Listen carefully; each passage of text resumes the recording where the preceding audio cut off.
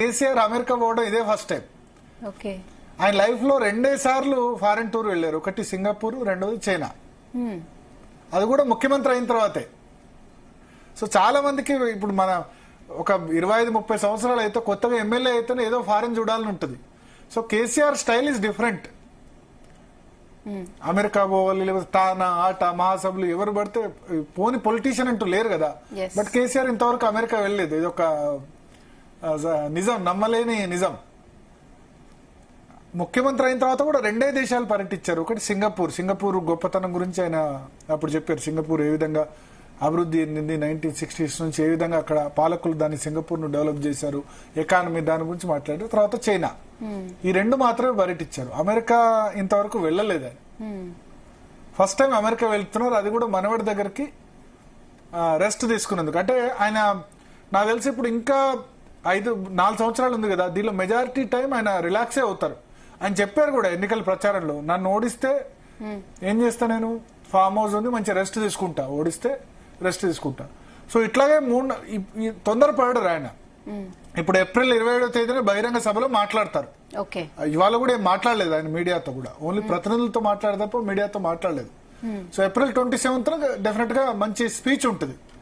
ఆ 1.5 year అయిన సందర్భంగా ఆయన దంచి కొడతారు రేవంత్ రెడ్డిని, ఆ ప్రభుత్వాన్ని, కాంగ్రెస్ ప్రభుత్వాన్ని అన్ని కూడా డైరెక్ట్ గా విమర్శలు చేస్తారు. ఇవాళ అన్ని కూడా ఇండైరెక్ట్ గా పార్టీ మీటింగ్ లో, ఇన్ హౌస్ మీటింగ్ లో మాత్రం మాట్లాడినది. సో ఇప్పుడు ఏప్రిల్ 10వ తేదీ వరకే రిటర్న్ రావచ్చు. 10వ తేదీన ఫస్ట్ ప్రతినిధుల సభ అంటే మేబీ ఇప్పుడు ఉన్న ప్లీనరీ లాంటిది అనుకోండి, ఒక 5-6 వేల మంది 10,000 మందిని బహుశా అడ్రస్ చేస్తూ ఉండొచ్చు. అంటే పార్టీలో గ్రామ శాఖ అధ్యక్షుడు, మండల శాఖ అధ్యక్షుడు, ఇవాళేమో 400 మందిని పిలిచారు. ఎమ్మెల్యేలు, ఎంపీలు, మాజీ ఎమ్మెల్యేలు, గ్రంథాలయ సంస్థ చైర్మన్లు, మాజీ జడ్పీ చైర్మన్లు, డీసీఎంఎస్ అధ్యక్షులు, ఇటువంటి వాళ్ళందరినీ పిలిచారు. నెక్స్ట్ ప్రతినిధుల సభ ఇంకొంచెం పెద్దగా గ్రామ మండల శాఖ అధ్యక్షుల నుంచి మొదలు పెడితే అక్కడ వరకు ఉండొచ్చు. ఇక బహిరంగ సభ, కేసీఆర్ బహిరంగ సభలు అంటే మనకు తెలుసు కదా, తెలంగాణ మూమెంట్ లో కూడా వేల సంఖ్యలో, లక్షల సంఖ్యలో జనాలు వస్తూ ఉంటారు. నిజానికి ఆ విషయంలో ఎప్పుడు గ్యాదరింగ్ లో ఎప్పుడు కేసీఆర్ వెనక్కిపోలేదు. ఉద్యమ సమయంలో కూడా వరంగల్లో, కరీంనగర్ లో నిర్వహించిన సభలు చాలా సక్సెస్ అయ్యి, ప్రగతి నివేదన సభ అని 2018లో 30 లక్షల మంది వస్తారన్న. సరే 30 లక్షల మంది రాకపోయినా 2018 అసెంబ్లీ రద్దు చేసే ముందు 3 రోజుల ముందు సభ పెట్టారు, పెద్దది భారీ బహిరంగ సభ కొంగర కళాల్లో. సో అటువంటి బహిరంగ సభ ఏప్రిల్ 27న నిర్వహించవచ్చు. భారీ బహిరంగ సభలకు కేసీఆర్ కొత్త ఏం కాదు. ఆయన డైలాగ్ కూడా కొడుతుండేవాళ్ళు, మా బహిరంగ సభల్లో పల్లి బఠానీలు అమ్ముకునేందుకు వచ్చిన వాళ్ళంతా సంఖ్యలో వేరే బహిరంగ సభలకు వచ్చేవాళ్ళు. కాంగ్రెస్ పార్టీని విమర్శించేందుకు ఏం వాడు యూజ్ చేసేవాళ్ళు అంటే, మా బహిరంగ సభలో పల్లీలు బఠానీలు అమ్ముకునేందుకు వచ్చేందుకు ఎంతమంది జనం వస్తారో మీ సభలకు కూడా అంతమంది వస్తారని చెప్తారు. సో ఆ విధంగా జన సమీకరణ చేసేవాళ్ళు అధికారంలో లేనప్పుడు కూడా, అధికారంలో ఉన్నప్పుడే కాదు. అంటే ఆ తెలంగాణ ఉద్యమ సమయంలో జస్ట్ మీరు ఆ కేసీఆర్ స్పీచ్ వినేందుకే వచ్చేవాళ్ళు.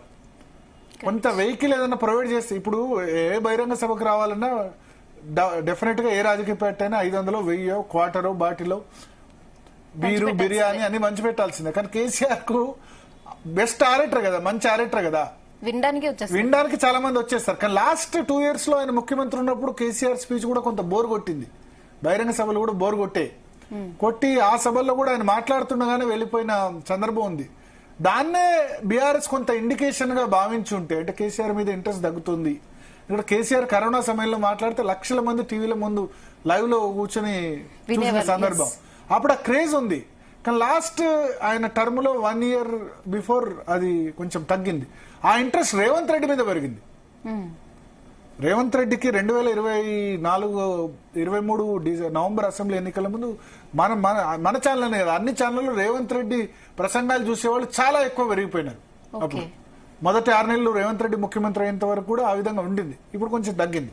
సో ఒక నాయకుడు సోషల్ మీడియాలో ఏ విధంగా పోతుంది అన్నదాన్ని బట్టి కూడా ఒక ఇండికేటర్, పూర్తి ఇండికేటర్ అన్నను. బట్ ఆయన ట్రెండ్ ఎట్లా ఉంది, ఆయన పాజిటివ్ ఉందా? ఇప్పుడు కేసీఆర్ వార్తలు వేస్తే పెరుగుతుందా, వ్యూస్ వస్తున్నాయా? రేవంత్ రెడ్డి వార్తలు వేస్తే వ్యూస్ వస్తున్నాయి. It's also indicator. Okay. So అందుకనే కేసీఆర్ రెగ్యులర్ గా మాట్లాడరు. రోజు మాట్లాడితే చూసేవాళ్ళు ఉండరు కదా, అందుకనే 6 నెలలకోసారి వస్తారు. మీరు అన్నారు కదా, మళ్ళీ ఇంకా రెగ్యులర్ గా అవుతారు. రెగ్యులర్ గా రారైనా తెలంగాణ భవన్ మీరు అన్నట్టు 7 నెలల తర్వాత వచ్చారు.